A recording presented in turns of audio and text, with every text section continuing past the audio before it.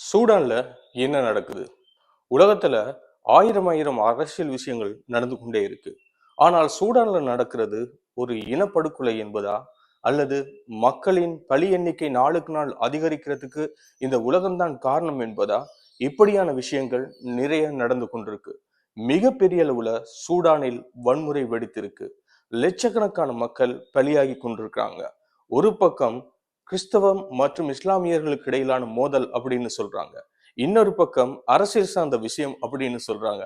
இன்னொரு பக்கம் தங்கத்துக்காக சண்டை போடுறாங்க அப்படின்னு சொல்றாங்க. உண்மையில் அங்கு என்னத்தான் நடக்கிறது? அந்த விடயங்களை பற்றி இந்த வீடியோல பார்க்கலாம். 2011 அல்லது 12 காலப்பகுதியில சூடான்ல என்ன நடக்குது என்று சொன்னால், தங்க கனிமங்கள் இருப்பதாக கண்டுபிடிக்கிறாங்க. அதுவும் சும்மா கிடையாதுங்க. உலகத்துல மிகப்பெரிய அளவுல தங்க கனிமங்கள் இருப்பதாக கண்டுபிடிக்கிறாங்க. உலகத்திலே 3வது பெரிய தங்க கனிமம் அங்கு இருப்பதாக கண்டுபிடிக்கப்பட்டிருக்கு. அதன் பிறகு உலக நாடுகளின் பார்வை அந்த பக்கம் திரும்புது. சூடான்ல 2 தரப்பு இருக்கு. ஒன்று போராட்ட குழு, இன்னும் ஒன்று இராணுவ தரப்பு.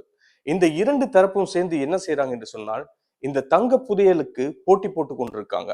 இப்ப மற்ற நாடுகளை எடுத்துக்கொள்வோம். இந்த தங்க புதையல் இருப்பதன் காரணமாக நேரடியாக போய் எடுத்தால் நிறைய டேக்ஸ், நிறைய பணம் இதெல்லாம் கட்ட வேணும்.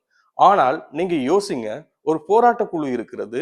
அந்த போராட்ட குழுவின் ஊடாக பிளாக் மார்க்கெட்ல எடுத்தால் மிக குறைந்த அளவுல அந்த தங்க கனிமங்களை எடுக்கலாம், நிறைய உழைக்கலாம்.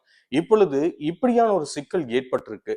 ஆனால் இந்த 2 குழுக்களுக்கும் இடையில் மிகப்பெரிய அளவுல சிக்கல் எப்பொழுதும் ஏற்பட்டு கொண்டிருக்கும். ஒன்று இராணுவம், இன்னும் ஒன்று போராட்ட குழு. ஆனால் இந்த போராட்ட குழு பக்கம்தான் இந்த தங்க கனிம வளங்கள் இருக்குது. அவங்க பக்கம்தான் இருக்கு. இவங்க என்ன செய்யறாங்கன்னு சொன்னால், பக்கத்து நாடுகளாக இருக்கலாம், அல்லது அவர்களுக்கு உதவி செய்யற நாடுகளாக இருக்கலாம், பிளாக்ல விற்று கொண்டு இருக்கிறாங்க.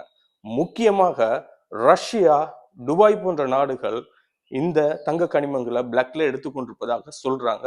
முற்றுமுழுதாக உண்மையான விஷயம் தெரியாது. இப்படியெல்லாம் இருக்க நேரம் எங்களுடைய அமெரிக்கா இருக்கு தானே, அவங்களுக்கு இது நாங்க சும்மா விடக்கூடாது, இதை நாங்க கைப்பற்றணும் அப்படிங்கிறதுக்காக நேரடியாக அவங்க யுத்தத்துல ஈடுபட முடியாது, நேரடியாக இராணுவத்தை அனுப்ப முடியாது. இப்பொழுது என்ன நடந்திருக்கிறது என்று சொன்னால், அங்கு ஒரு போராட்டம் வெடித்திருக்கிறது, வன்முறை வெடித்திருக்கிறது. இந்த வன்முறை எப்படி வெடித்திருக்கிறது என்று சொன்னால், கிறிஸ்தவர்கள் இஸ்லாமியர்கள் என்று வெடித்திருக்கிறது. இந்த சில செய்திகள் நாம் பார்க்கிற நேரம், என்னடா இந்த உலகத்துல இப்படி நடக்குதா என்கின்ற ஒரு அளவுக்கு மிகப்பெரிய அளவுல சிக்கல் ஏற்பட்டிருக்கு. குவியல் குவியலாக பிணங்கள் ஏற்றப்பட்டு கொண்டிருப்பதாக சொல்றாங்க. ஒரு பக்கம் மசூதிகள் இடிக்கப்படுது, இன்னொரு பக்கம் கிறிஸ்தவ தேவாலயங்கள் இடிக்கப்படுது. இதுல இருந்து தெளிவா ஒன்று புரியுது. நேரடியாக அந்த மக்கள் எல்லாம் ஒன்றாக சந்தோஷமாக தான் இருந்தாங்க. ஆனா இந்த தங்கம் வந்தது பிறகு இதை எப்படியாவது கைப்பற்ற வேண்டும், நாங்க உள்ள என்டர் ஆகணும் அப்படின்னு சொன்னால் இங்கு மிகப்பெரிய ஒரு சிக்கலை உலக அளவுல ஏற்படுத்த வேண்டும். ஏற்படுத்துற நேரம் மத சிக்கல் என்று சொன்னால் இந்த உலகமே குரல் கொடுக்க ஆரம்பிச்சிடும். அப்படின்னு சொன்னால் நேரடியாக அமெரிக்கா வரலாம், நாட்டுக்கு பாதுகாப்பு கொடுக்க போறோம், அமைதியை கொடுக்க போறோம் என்ற பேர்ல உள்ள நுழைஞ்சி சகல தங்கங்களையும் கைப்பற்றலாம் என்ற ஒரு விடயம் போய்கொண்டிருப்பதாக உலக ஆய்வு மற்றும் இது சம்பந்தமான பல ஆய்வாளர்கள் சொல்ற விஷயமாக இருக்கு. பொதுவாகவே பாருங்க, உங்களுக்கு தெரிந்தானே இப்ராஹிம் இப்ராஹிம் தாரோ, இவர் மிகப்பெரிய அளவுல ஒரு ஆட்சியை செய்து கொண்டிருக்கின்றார். ஆப்பிரிக்காவை அடுத்த கட்டத்துக்கு கொண்டு போக வேணும் அப்படின்னு சொல்லி கொண்டிருக்கிறார். ஆனால் அவர் எந்த நாட்டுக்கும் சார்பானதாக இல்லை. நான் சொல்றதை கேளுங்க, எங்களுடைய வளம் எங்களுக்கு தான் சொந்தம் அப்படின்ற ஒரு எண்ணத்துல தான் அவர் செயற்பட்டு கொண்டிருக்கிறார். ஆனால் இப்ப சூடான்ல இடம்பெற்ற இந்த சிக்கலை வைத்துக்கொண்டு உள்ளே நுழைஞ்சி அங்கேயும் ஆட்சி மாற்றத்தை ஏற்படுத்தலாம் அப்படி என்ற ஒரு எண்ணமும் இருப்பதாக சொல்லப்படுகிறது. காரணம் என்ன தெரியுமா? அவரை ஏற்கனவே பலமுறை கொலை செய்வதற்கு திட்டமிட்டிருக்காங்க உலகத்தில் இருக்க பல புலனாய்வு அமைப்புகள். ஆனால் இதுவரைக்கும் சரியாக அது நிவர்த்தி செய்யப்படவில்லை. ஆனா சும்மா விட போறது கிடையாது. ஒருவர் நல்லது செய்யறது என்று சொன்னாலே தெரியும் தான், இந்த உலகத்துல சும்மா விட மாட்டாங்க. அப்படியான ஒரு நிலைமையில் இருக்கிற நேரம் அவரும் இந்த தங்கங்களை எடுத்துக்கொண்டிருப்பதாக சர்வதேச ஊடகங்கள்ல செய்தி வெளியிடுறாங்க. அவரையும் ஒரு தவறான ஒருவராகத்தான் காட்டுவதற்கு இப்பொழுது நடவடிக்கை எடுத்துக்கொண்டிருக்காங்க.